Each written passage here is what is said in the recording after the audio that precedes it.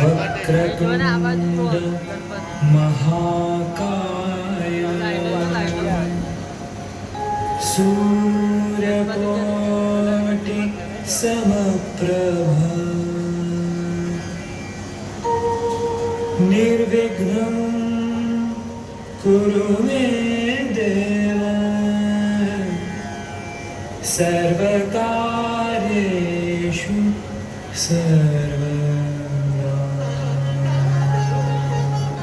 नमस्कार, welcome, good evening. Navyug मित्र मंडल पौवा वाले की गली आए हुए सभी गणेश भक्तों का हार्दिक स्वागत करती है। देवियों और सज्जनों, हम सब गणेश जी की पूजा दुर्गा से करते हैं और इसकी क्या वजह है, इसी की कथा हम आज आपको सुनाने जा रहे हैं।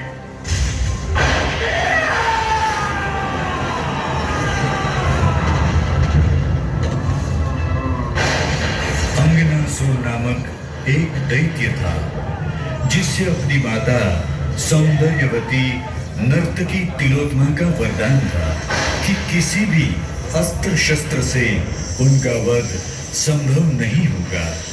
इस वरदान से अंगनासुर उन्मादी और अत्याचारी हो गया।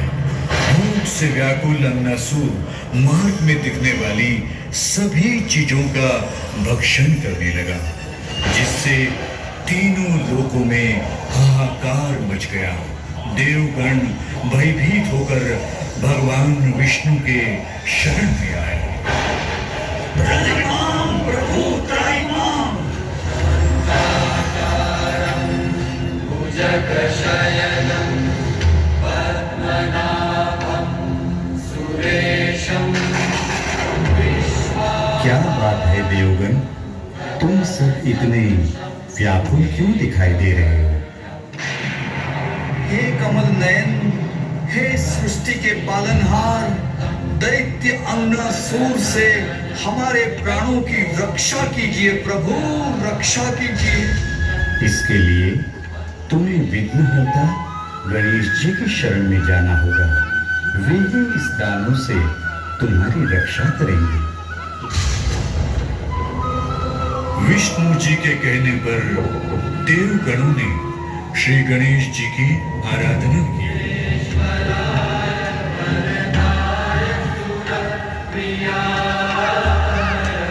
उनकी इस आराधना से प्रसन्न होकर गणेश जी बाल स्वरूप में प्रकट हुए।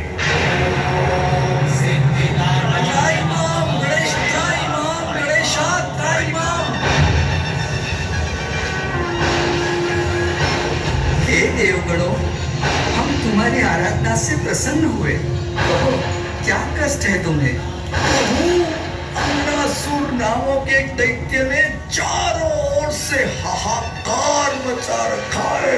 उसके मार्ग में जो भी दिखाई पड़ता है उसी को वो अपना भक्ष्य बना लेता है। प्रभु, इससे हम सब संकट में पड़ गए हैं। प्रभु त्राहिमाम, प्रभु त्राहिमाम।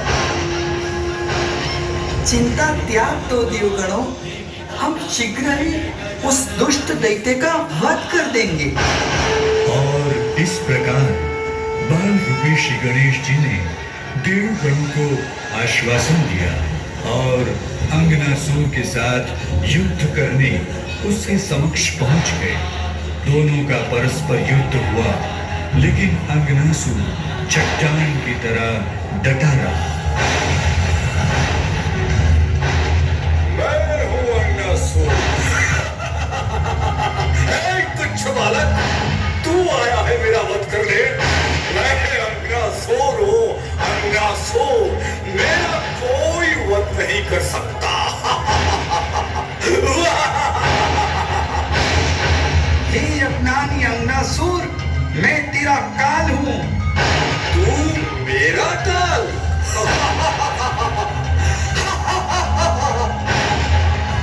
उसने हर प्रहार का निडरता से सामना किया और तभी आकाशवाणी हुई। हे बाल विराट रूपी गणेश, अंगनासुर किसी भी अस्त्र शस्त्र से मारा नहीं जा सकता, क्योंकि वे अपनी माता तिलोत्तमा की उपज है तथा तिलोत्तमा का अपने इस पुत्र को दिया हुआ वरदान ही उसका सुरक्षा कवच है। जिस प्रकार माता पार्वती ने अपनी अस्मिता रक्षण के निमित्त आग को गढ़ा था, उसी प्रकार माता तिलोत्तमा ने यमराज से अपनी अस्मिता रक्षण के निमित्त अंगनासुर को गढ़ा है। इस आकाशवाणी को सुनकर बाल विराट रूपी श्री गणेश धर्म संकट में पड़ गए, किंतु अंगनासुर की असुरी प्रवृत्ति से उन्हें देवगणों की रक्षा भी तो करनी थी। तभी उन्हें एक युक्ति सूझी। तू मेरा अंत करेगा? मैं अंगनासुर हूँ, अंगनासुर। मेरा अंत हो नहीं सकता, न शस्त्र से न अस्त्र से। इन तीनों लोकों में मुझे कोई नहीं मार सकता।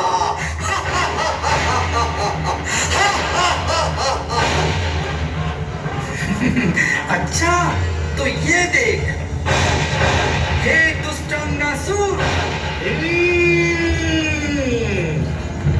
अगर तेरा अंत नहीं हो सकता तो मैं तुझे जीवित ही निकल जाऊंगा। जीवित निकल जाएगा? इतना तुच्छ बालक? बता बता, कैसे निकलेगा तू मुझे?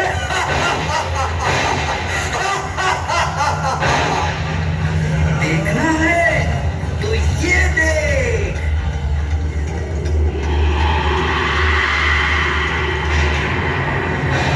नहीं नहीं, बचाओ मुझे, कोई बचाओ, बचाओ, अरे बचाओ, मुझे बचाओ। और इस तरह विराट रूपी विघ्नहर्ता श्री गणेश जी ने अंगनासुर को अपने उदर में खींच लिया।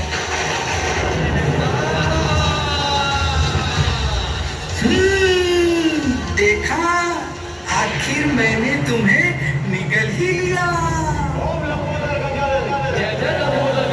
किंतु अंगनासुर की असुरी शक्तियों से गणेश जी के उदर में जलन होने लगी। अरे अरे, ये क्या हो रहा है? ये मुझे जलन क्यों हो रही है? मेरे पेट में जलन क्यों हो रही है? माताश्री, पिताश्री, मेरे पेट में जलन हो रही है। कृपा करके मेरे पेट की अग्नि शांत होने के लिए कोई उपाय बताइए, मुझे बचाइए। उनकी इस जलन को दूर करने के निमित्त भगवान शंकर ने अपना विषधर नाग प्रदान किया, परंतु इसका कोई प्रभाव नहीं पड़ा। तब चक्रपाणी विष्णु जी ने अपना कमल प्रदान किया, किंतु वो भी निष्फल हुआ। वरुण देव ने वर्षा से उनका अभिषेक किया, किंतु समस्या पूर्ववत ही जटिल बनी रही। आखिरकार ऋषि मुनियों के हाथ 21 दुर्वा श्री गणेश जी के मस्तक पर रखते ही उनकी उदर ज्वाला शांत हो गई। अब मुझे बहुत अच्छा लग रहा है। मेरे पेट की अग्नि भी शांत हो गई है। धन्यवाद ऋषिवर।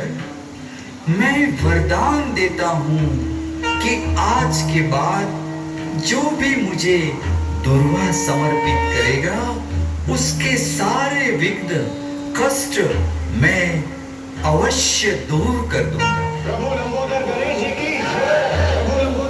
और इसीलिए श्री गणेश जी को पूजा में दुर्वा चढ़ाई जाती है।